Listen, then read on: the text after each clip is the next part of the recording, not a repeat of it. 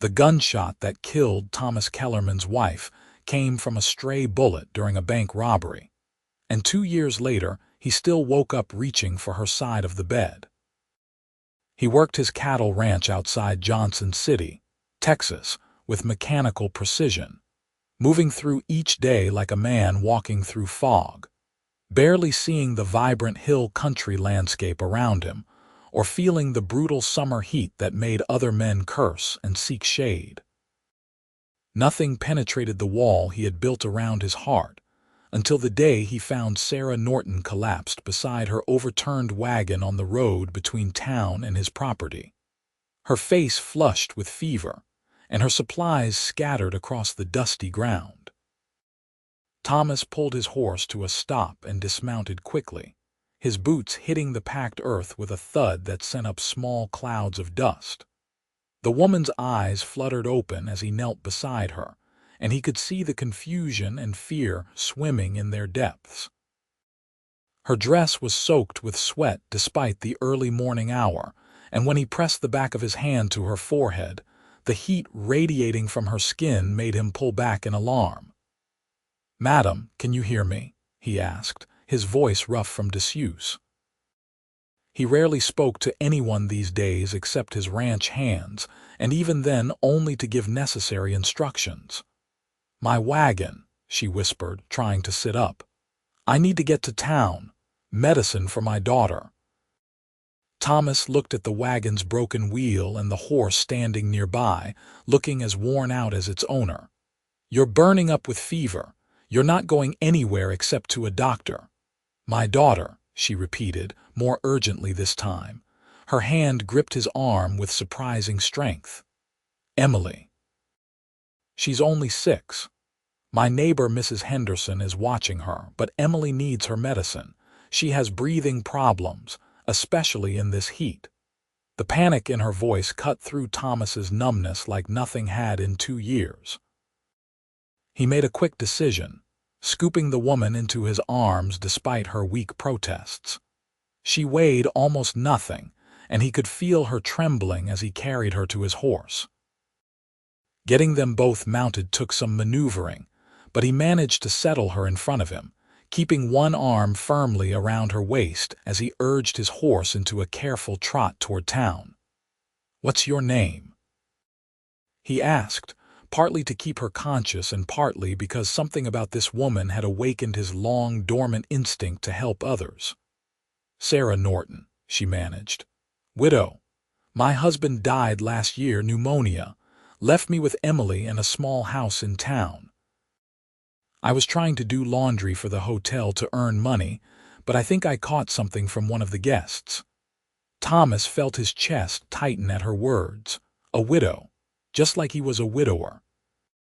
Both of them trying to navigate this harsh world alone, both carrying the weight of loss on their shoulders. He had been so consumed by his own grief that he had forgotten others suffered too, that life kept throwing punches even when you were already down.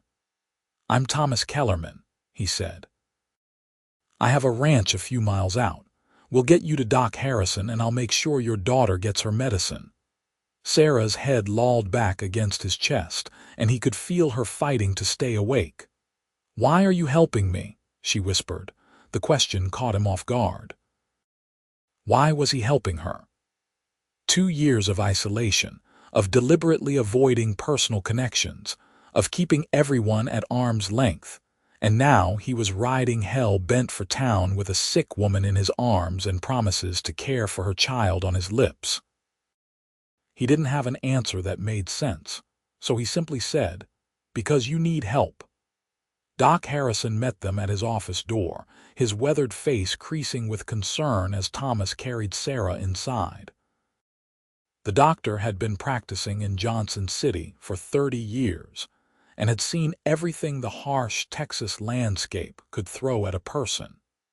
He directed Thomas to lay Sarah on the examination table and immediately began checking her vital signs while firing questions at them both. "She has a high fever, was collapsed by her wagon," Thomas explained.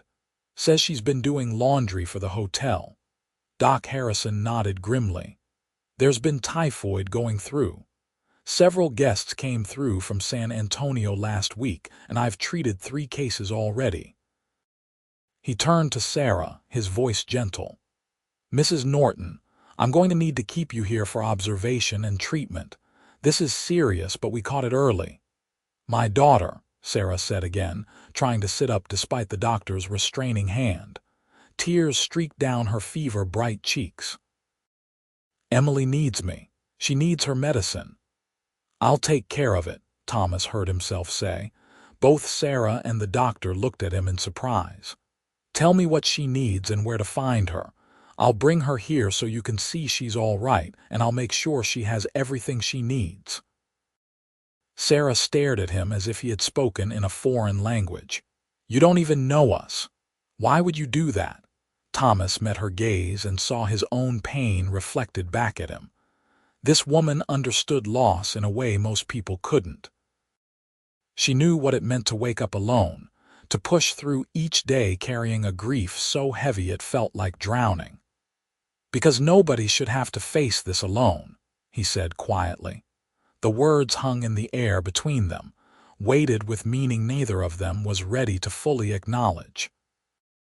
Doc Harrison cleared his throat and began giving Thomas instructions about Emily's breathing medicine and where to find Mrs. Henderson's house. Thomas committed every detail to memory, determined not to fail this woman who had somehow, in the space of an hour, become important to him in a way he couldn't explain. He found Emily Norton sitting on Mrs. Henderson's porch, a tiny blonde girl with her mother's blue eyes and a worried expression far too old for her 6 years. When he explained who he was and that her mother had asked him to check on her, Emily studied him with the solemn wariness of a child who had already learned that life could take away the people you loved. "Is Mama going to die?" she asked bluntly. Thomas crouched down so they were eye level, respecting her enough to be honest. "Your mama is very sick, but Doc Harrison is a good doctor, and we got her there fast. She's fighting hard, and she needs you to be brave." Emily considered this, then nodded. "Mama says being brave doesn't mean you're not scared. It means you do what needs doing anyway." "Your mama sounds like a smart woman," Thomas said, feeling something crack in the armor around his heart. This little girl reminded him of what he had lost, of the children he and his wife had planned to have but never got the chance to create. But instead of the familiar pain, he felt something else stirring, a protective instinct he thought had died with his wife. He spent the rest of that day, and the next 3 taking care of Emily, administering her breathing treatments with careful precision, cooking simple meals in Sarah's modest kitchen, and keeping the child distracted with stories about ranch life. Each evening, he took Emily to visit her mother, standing back while the girl climbed carefully onto the bed and curled against Sarah's side. Doc Harrison had warned that Sarah's recovery would take time, and Thomas watched as Sarah struggled with her fierce need to care for her daughter and her physical inability to do so. On the 4th day, Sarah was well enough to sit up without dizziness, though still too weak to leave the doctor's office. Thomas brought Emily for their evening visit, and after the girl had chatted about her day and shown her mother a drawing she had made, Doc Harrison suggested Emily help his wife in the kitchen, leaving Thomas and Sarah alone for the first time since that morning on the road. "I don't know how to thank you," Sarah said, her voice still carrying the rasp of illness but growing stronger. "You've been taking care of Emily like she's your own. I can't repay you for that." Thomas pulled a chair close to her bedside and sat down, feeling suddenly awkward. In taking care of Emily, he had been too busy to think about what he was doing or why. Now, faced with Sarah's gratitude and the weight of her gaze, he had to confront the truth that had been building inside him. "My wife died 2 years ago," he said, the words coming out rough and unpracticed. He hadn't spoken about Margaret to anyone, had locked that pain away so deep he sometimes wondered if he would ever feel anything again. Stray bullet during a bank robbery. She was just walking past the bank at the wrong moment. 1 second she was alive, planning what to make for dinner, and the next she was gone.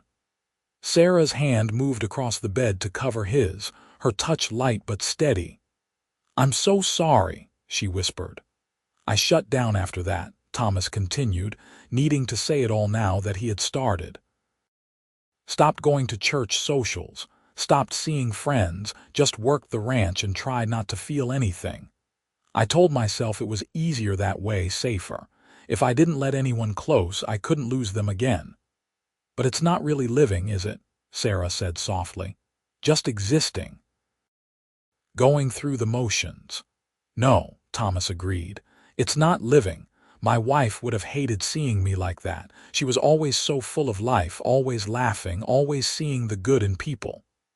He looked up at Sarah, seeing understanding in her eyes. "When did you lose your husband?" Sarah took a shaky breath. "Last year. Daniel was a carpenter, strong and healthy, or so we thought.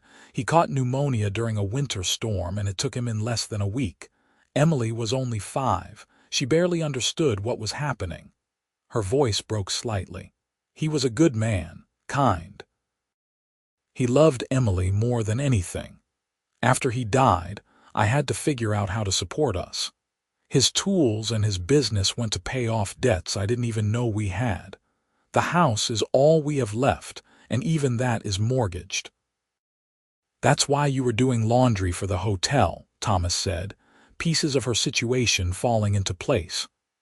"Among other things," Sarah confirmed. "I take in sewing, sell vegetables from my garden, clean houses when I can get the work. It's barely enough, but I was managing until this happened. Now I don't know what I'll do. I've missed days of work. Emily needs her medicine, and winter is coming." The fear in her voice made Thomas's decision for him. He had spent 2 years running from connection, from caring, from life itself.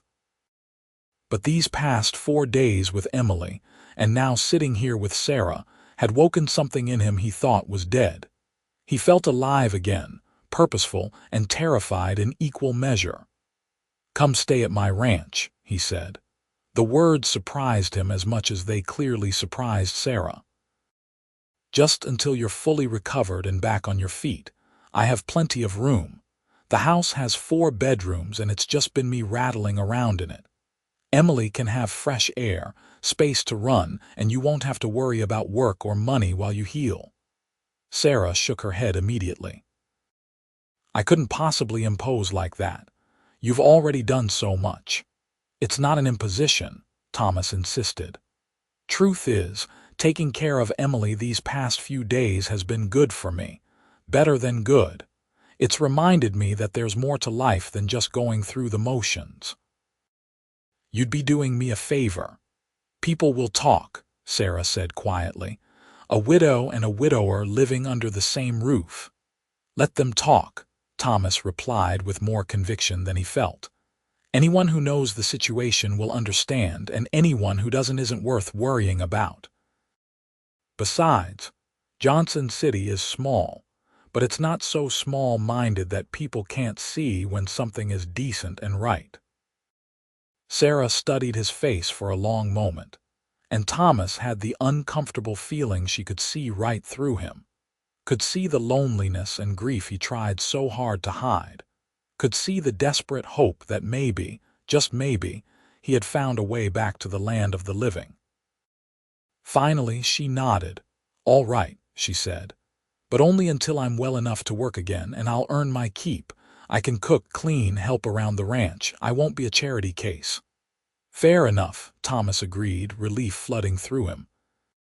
"Doc Harrison says you should be able to travel in another few days if we take it slow. I'll get the house ready." He stood to leave, but Sarah's hand tightened on his. "Thomas," she said, and the sound of his name on her lips sent an unexpected warmth through his chest. "Thank you. Not just for the help, but for seeing me, for seeing us. It's been a long time since anyone looked at Emily and me as anything other than objects of pity." Thomas squeezed her hand gently, careful of her still fragile state.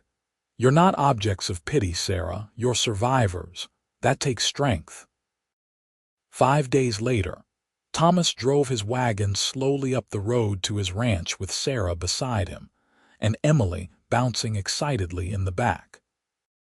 Sarah was still pale and tired easily, but the fever had broken, and Doc Harrison had pronounced her well enough to continue her recovery outside his office, as long as she took it easy and didn't try to do too much too soon.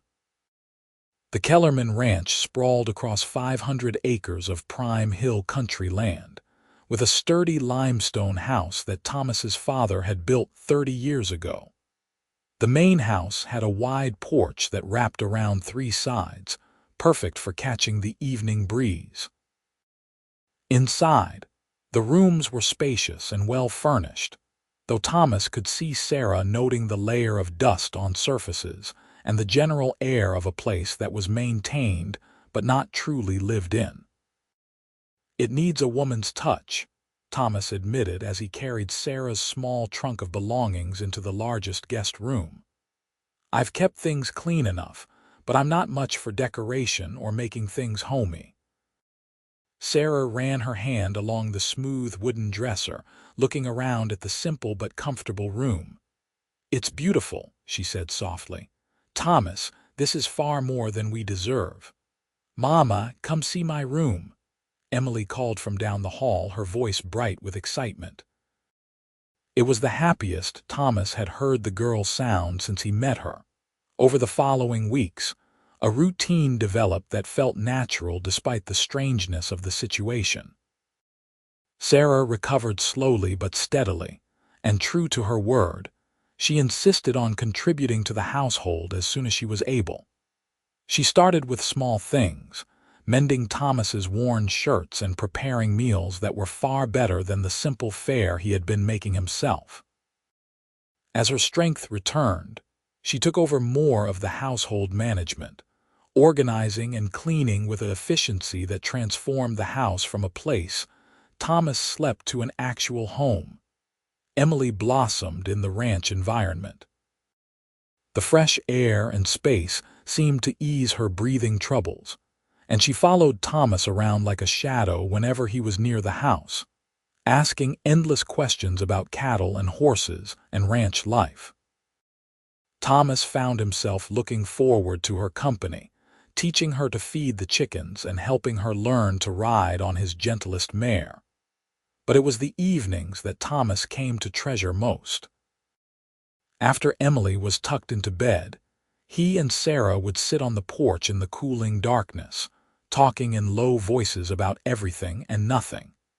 She told him about her childhood in Louisiana, about meeting Daniel at a church social and following him to Texas full of hope for their future. He told her about growing up on the ranch, about his dreams of building the herd and improving the land, about Margaret and their plans for a family that would never be. "You think we ever really stop grieving?" Sarah asked one evening, about 6 weeks after she had come to the ranch. The sun had set in a blaze of orange and purple, and stars were beginning to emerge in the darkening sky. Thomas considered the question carefully. "I used to think grief was something you got over, like an illness. That one day you'd wake up and the pain would be gone. But I don't think it works that way. I think it becomes part of you, changes you. The question is whether you let it destroy you or whether you learn to carry it and keep living anyway." "I'm tired of just carrying it," Sarah admitted. "I'm tired of being defined by loss. But I also feel guilty when I have moments of happiness, like I'm betraying Daniel's memory by moving forward." "I know exactly what you mean," Thomas said. He had been grappling with similar feelings lately, especially as he became increasingly aware that what he felt for Sarah was growing beyond simple friendship or compassion. But would Daniel want you to stop living? Would he want Emily to grow up with a mother who was just going through the motions? "No," Sarah said firmly.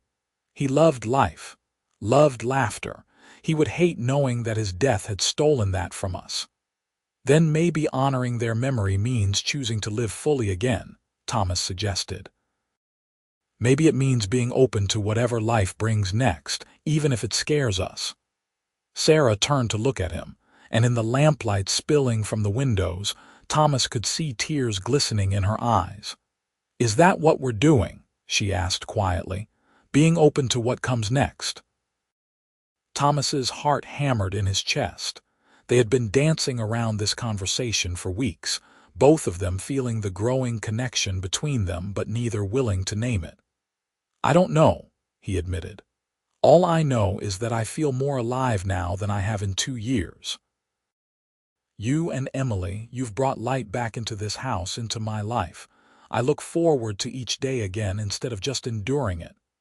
"Thomas," Sarah whispered, and he heard the emotion in her voice. "I feel it too, and it terrifies me."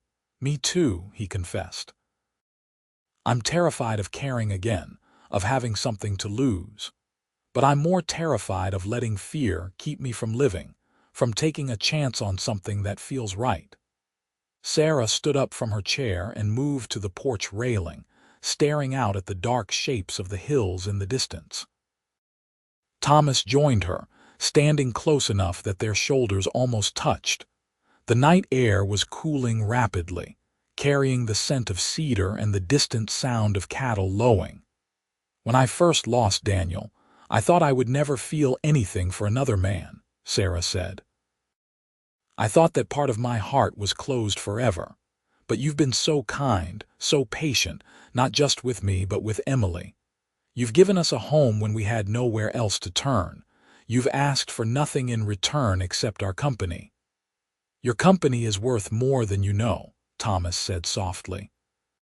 Sarah turned to face him, and in that moment, something shifted between them.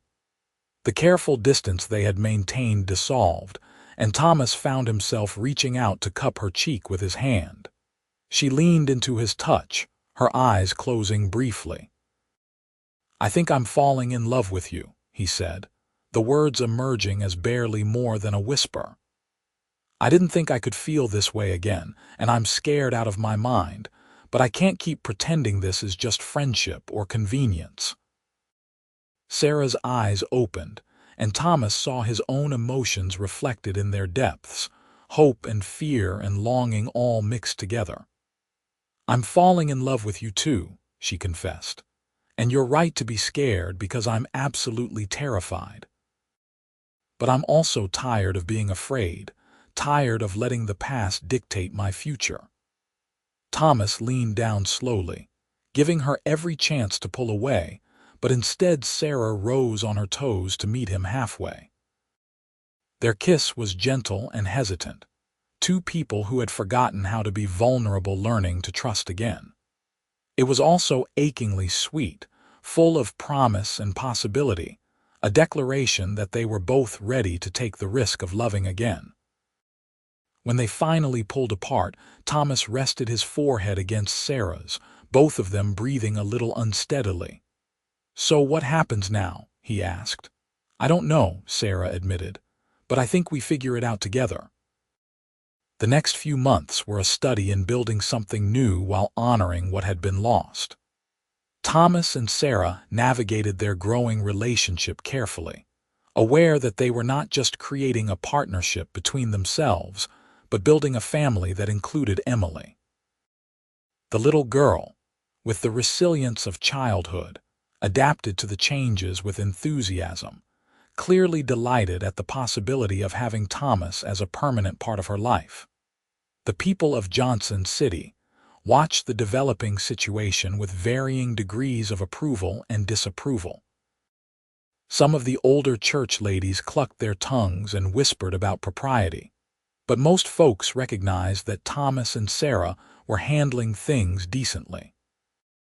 Doc Harrison became an unexpected ally, speaking up for them when gossip turned mean-spirited and reminding people that both had suffered enough without the community adding to their burdens.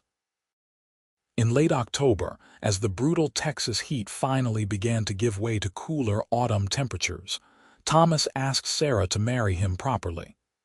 He did it without fanfare or grand gestures, simply taking her hand one evening as they sat on the porch and saying, "I love you, Sarah Norton. I love Emily. I want us to be a real family, officially and permanently. Will you marry me?" Sarah's answer was yes, accompanied by tears and laughter and a kiss that left them both feeling like they had been given a second chance at happiness they never expected to find. They were married in November at the small church in Johnson City, with Emily serving as flower girl and half the town in attendance. The ceremony was simple but heartfelt, and when Thomas slipped the gold band onto Sarah's finger, he felt the last of the walls around his heart finally crumble. He would always carry Margaret's memory with him, just as Sarah would always remember Daniel, but those memories no longer defined them. They were part of their story, but not the whole story. The first year of their marriage brought challenges and adjustments as they learned to truly be a family. There were moments when grief would unexpectedly surface for one or both of them, triggered by a song or a smell or a random memory. But they learned to hold space for each other's sadness, to understand that loving again didn't erase what came before. Emily flourished with the stability and love surrounding her. Her breathing problems improved dramatically with the better nutrition and less stressful environment of the ranch. She grew tall and strong, learning to ride and help with ranch chores, developing a special bond with the animals that delighted both Thomas and Sarah. In their second year of marriage, Sarah discovered she was pregnant. The news brought a complicated mix of emotions for both of them. Joy at the prospect of a new life, certainly, but also grief for the children they had lost the chance to have with their first spouses, and fear that something would go wrong with this pregnancy. "Are you happy?" Sarah asked Thomas one night as they lay in bed, her hand resting on her still flat stomach. Thomas pulled her close, pressing a kiss to her forehead. "I'm terrified," he admitted. "But yes, I'm happy. So happy it scares me even more." "Me too," Sarah whispered. "I keep waiting for something to go wrong, for this happiness to be taken away." "Then we'll be scared together," Thomas said. "And we'll love this baby together no matter what happens. We'll love Emily together. We'll build this life together one day at a time." The pregnancy progressed smoothly despite their fears. Sarah bloomed with health, and Thomas found himself constantly amazed at the miracle unfolding in their lives. He built a cradle in his workshop, carefully crafting each piece with love and hope. Emily helped Sarah sew tiny clothes and blankets, chattering excitedly about being a big sister. Their son was born on a warm spring morning in April of 1879, delivered by Doc Harrison, with Thomas holding Sarah's hand through the whole ordeal.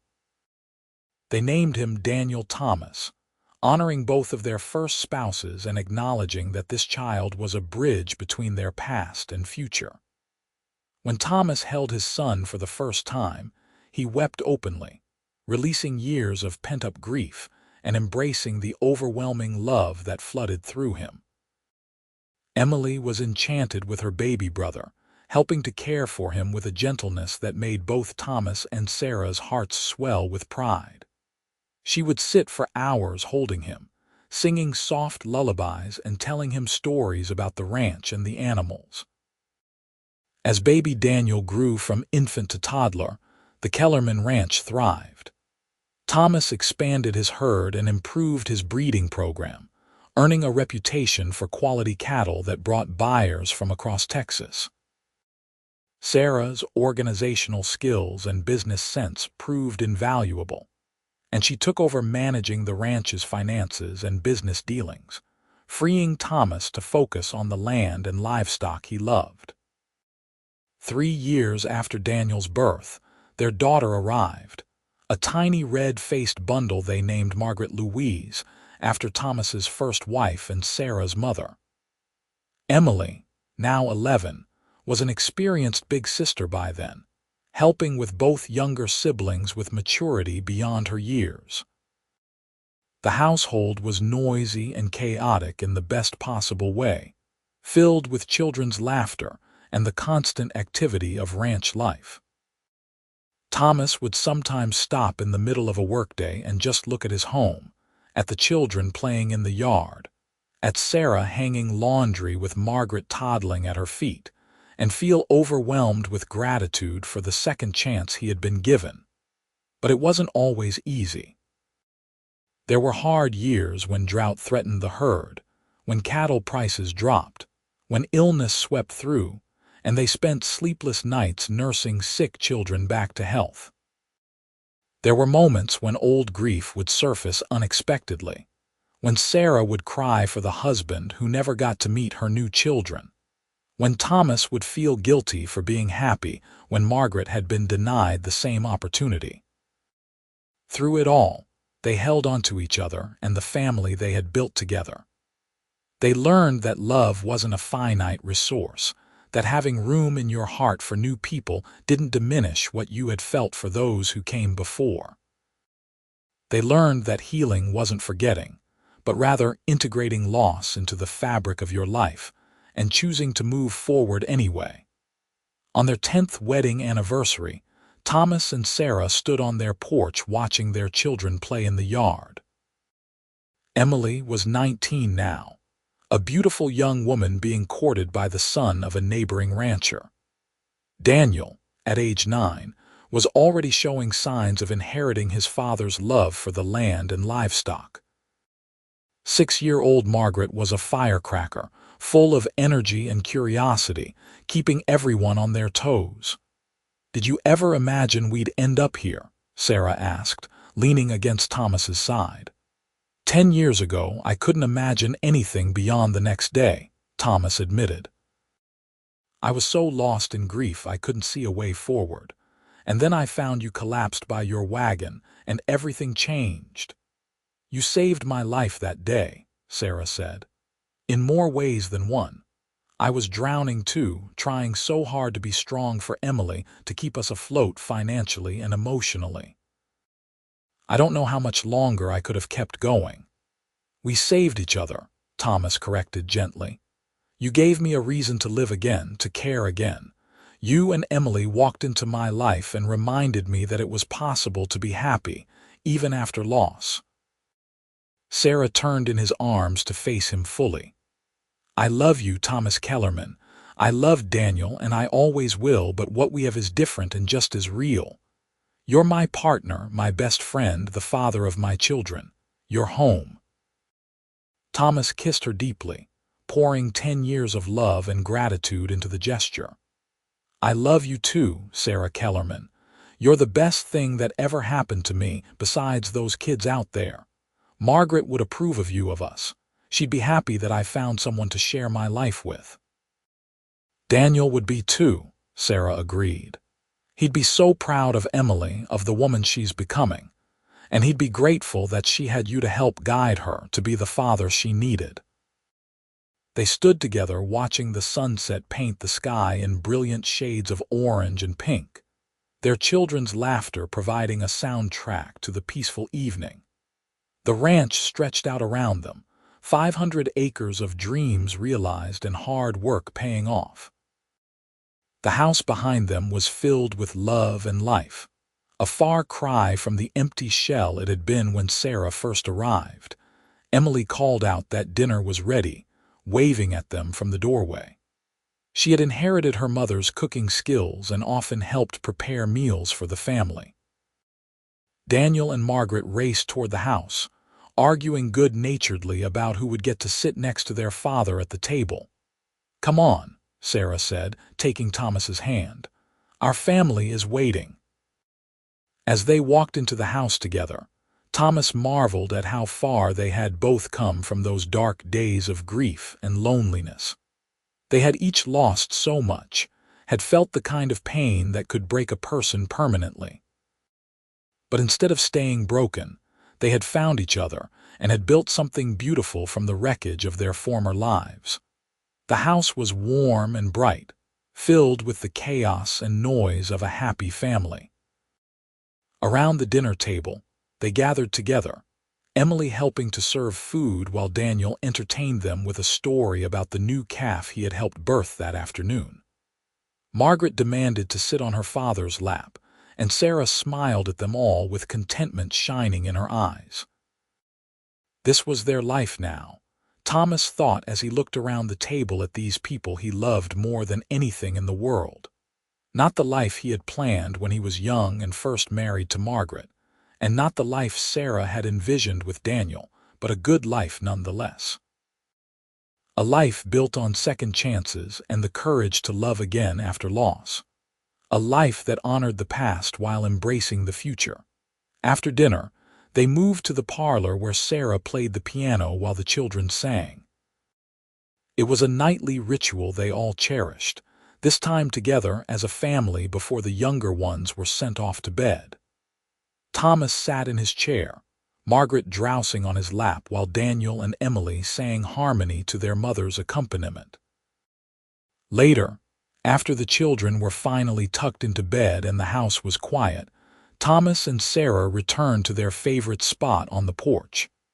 The night air was cool and pleasant, filled with the sounds of crickets and the distant calls of cattle settling down for the night. "Tell me something," Sarah said, settling into the crook of Thomas's arm. "If you could go back to that morning when you found me by the wagon, knowing everything that would happen, would you still stop?" "Without hesitation," Thomas replied immediately. "Every joy, every challenge, every moment of fear and happiness, I'd choose it all again in a heartbeat.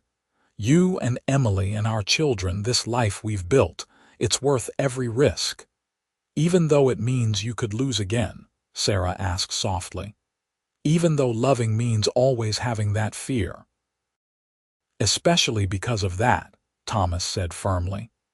"I spent 2 years trying not to feel anything because I was so afraid of being hurt again. But living without love isn't really living at all. It's just existing, going through the motions. I'd rather have one day of this, of loving you and being loved by you, than a lifetime of safety and loneliness." Sarah tilted her head up to kiss him, and Thomas could taste the salt of her tears. "I feel the same way," she whispered. "You've given me everything I thought I'd lost forever. Purpose, partnership, joy. You've been a father to Emily when she desperately needed one. You've given me children I never thought I'd have again. You've made me feel alive." They sat together in comfortable silence, watching the stars emerge one by one in the vast Texas sky. This land had tested them, had taken from them, but it had also given them each other. They had found comfort in shared grief, and had transformed that comfort into love, building a family from the broken pieces of their former lives. Years continued to pass, bringing with them the natural progression of life on the ranch. Emily married her sweetheart in a beautiful ceremony at the ranch, and Thomas walked her down the aisle with tears in his eyes, remembering the scared 6-year-old who had first looked at him with such wariness. She and her husband built a house on the edge of the Kellerman property, and Thomas helped them start their own herd, pleased to have family nearby. Daniel grew into a strong, capable young man who loved the ranch as much as Thomas did. It was clear he would one day take over the operation, and Thomas began teaching him everything he knew about ranching, business, and life. Margaret proved to have her mother's head for numbers and her father's determination, eventually taking over much of the ranch's business management alongside Sarah. As Thomas entered his 50s, he would sometimes pause in his work and think about the journey that had brought him here. The pain of losing Margaret had never completely disappeared, but it had softened over the years, becoming a bittersweet memory rather than an open wound. He could think of her now with love and gratitude for the years they had shared, without the crushing grief that had once consumed him. One evening, as Thomas and Sarah celebrated their 20th wedding anniversary with their children and grandchildren gathered around them, Emily stood up to make a toast. She was pregnant with her 3rd child, glowing with happiness and health. "I want to thank you both," she said, her voice carrying across the table. "Mama, you taught me what strength looks like, how to keep going even when everything seems impossible. And Thomas, you taught me that families aren't just about blood. You chose to love me when you didn't have to be my father in every way that mattered. You both showed me that life can be beautiful even after loss, that second chances are real, and that love is always worth the risk." There wasn't a dry eye at the table by the time she finished. Thomas stood and pulled Emily into a fierce hug, this daughter of his heart if not his blood, and felt the circle of his life closing in the best possible way. He had lost so much, but he had also gained more than he ever dreamed possible. That night, after everyone had gone home and the house was quiet once more, Thomas and Sarah lay in bed talking quietly about the evening, about their children, about the grandchildren who brought them such joy. "You ever wonder what our lives would have been like if things had been different?" Sarah asked. "If we had never lost our first spouses, if we had never met?" "Sometimes," Thomas admitted, "but I try not to dwell on it. Margaret was a wonderful woman and I loved her deeply. In another life we would have grown old together and been happy, but that's not the life I got.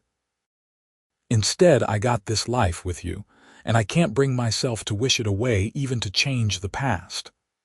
"I feel the same," Sarah said. "Daniel was my first love and I'll always carry him in my heart, but you're my great love, Thomas. You're the one who knows all of me, the broken parts and the healed parts, and loves me anyway. We've built something extraordinary together." They fell asleep wrapped in each other's arms, secure in the knowledge that whatever challenges tomorrow might bring, they would face them together. They had weathered grief and loss, had found the courage to love again, and had created a legacy that would endure for generations. The Kellerman ranch continued to thrive under their stewardship, and eventually under Daniel's management, as Thomas gradually stepped back from the day-to-day operations. Thomas and Sarah became the patriarch and matriarch of a sprawling family, their home always open, always filled with children and grandchildren seeking advice, comfort, or just a good meal. On Thomas's 60th birthday, the entire family gathered for a celebration that lasted from morning until night. At one point, Thomas found himself standing apart from the crowd, watching his children and grandchildren interact with the easy affection of people who knew they were loved and valued. Sarah found him there, slipping her hand into his with the comfortable familiarity of decades together. Her hair was gray now, and lines had appeared around her eyes and mouth, but to Thomas she was as beautiful as the day he had found her collapsed by her wagon. "What are you thinking about?" she asked. "How lucky I am," Thomas said simply. "I was so angry when Margaret died. I couldn't understand why such a good person had been taken, what possible purpose such senseless tragedy could serve. I'm not saying I'm glad it happened, but I can see now how it led me to you, to this life, to this family. Maybe that's what healing looks like, being able to hold both the grief and the gratitude at the same time." "I think you're right," Sarah said. "I'll always miss Daniel, always wonder what our life together would have been like. But I can also be deeply grateful for the life I have with you. The two feelings can coexist. Our hearts are big enough for all of it." They rejoined the party, moving through the crowd of family members with smiles and hugs and laughter. Emily's oldest son, named Daniel for the grandfather he never met, was learning guitar and played a few songs. Margaret's children performed a skit they had written. Daniel's twins, barely able to walk, toddled around causing chaos and delight in equal measure. As the sun set on that perfect day, Thomas gathered his family around him for one last toast. He raised his glass and looked at each beloved face, seeing the future in the bright eyes of his grandchildren and the past in the photographs hanging on the wall behind them. To second chances, he said, his voice thick with emotion. To love that heals. To family, however it's formed. And to Sarah, the woman who saved my life by letting me save hers. To Sarah and Thomas, the family chorused, and the sound of their voices raised in love and celebration echoed through the house that had once been so silent and empty. Years later, when Thomas and Sarah were both well into their 70s, they still sat on that same porch every evening, watching the sunset over the land they had built their life upon. Their bodies were older and slower, but their love had only deepened with time, seasoned by decades of partnership and shared experiences. Emily had given them 7 grandchildren. Daniel had 4 and Margaret had 5. The ranch had expanded significantly, now encompassing over 1,000 acres worked by Thomas and Sarah's children and grandchildren. The Kellerman name was respected throughout the hill country, synonymous with integrity, quality livestock, and family values. One particularly beautiful evening, as they sat watching the sky turn from gold to purple to deep blue, Sarah turned to Thomas with a contented smile. "We did good, didn't we?" she said. Thomas squeezed her hand, his grip still strong despite his age. "We did better than good, darling. We did extraordinary. We took the worst thing that ever happened to us and transformed it into something beautiful. We honored the people we lost by living fully, by loving completely, by building a family that will carry on long after we're gone." "You think they know?" Sarah asked softly. "Margaret and Daniel, do you think they can see what we've built, that we're happy?" "I think they know," Thomas said with conviction. "And I think they're glad. Real love wants the beloved to be happy, even if that happiness comes from someone else. They wouldn't want us to have spent our lives grieving. They'd want exactly what we have, exactly what we've given each other." As darkness settled over the ranch and the first stars appeared, Thomas and Sarah remained on the porch, reluctant to go inside and end this perfect day. They had been given something precious, a second chance at love and life when both had seemed impossible. They had honored that gift by building something that would outlast them, a legacy of love and resilience that would echo through generations. The story of the widower who found a widow collapsed by her wagon had become family legend, told and retold at gatherings, embellished and romanticized with each telling. But the truth was even better than the legend. 2 people broken by grief had found each other in their darkest moments and had discovered that healing was possible, that loving again didn't betray the memory of those lost, and that second chances, when embraced with courage and hope, could be just as beautiful as first chances. Their journey from strangers to partners to the foundation of a sprawling, loving family was complete. They had honored their pasts while building their future. They had shown their children and grandchildren that loss, while devastating, didn't have to be the end of the story. That it was possible to carry grief and joy simultaneously, to remember the dead while fully living, to be shaped by tragedy without being destroyed by it. As they finally stood to go inside, moving slowly but still hand in hand after all these years, Thomas pulled Sarah close one more time. "I love you," he said, the words as heartfelt as they had been on their wedding day decades ago. "Thank you for saying yes when I asked you to stay at my ranch all those years ago. Thank you for taking a chance on a broken man who didn't know how to live anymore." "Thank you for stopping when you saw my wagon," Sarah replied, tears glistening in her eyes. "Thank you for seeing past my fever and desperation to the life we could build together. Thank you for loving Emily as your own, for giving me the children I thought I'd never have, for being my partner in every sense of the word." They walked into their home together, The house that had transformed from a silent monument to grief into a warm, lived in testament to the power of love and second chances.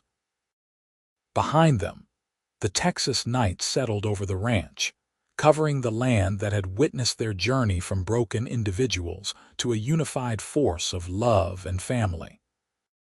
The Kellerman legacy would continue for generations, built on the foundation of two people who had lost everything and found each other. Their story would be told and retold, inspiring others who faced similar losses to have courage, to remain open to possibility, to believe that healing and happiness were possible even after the darkest times.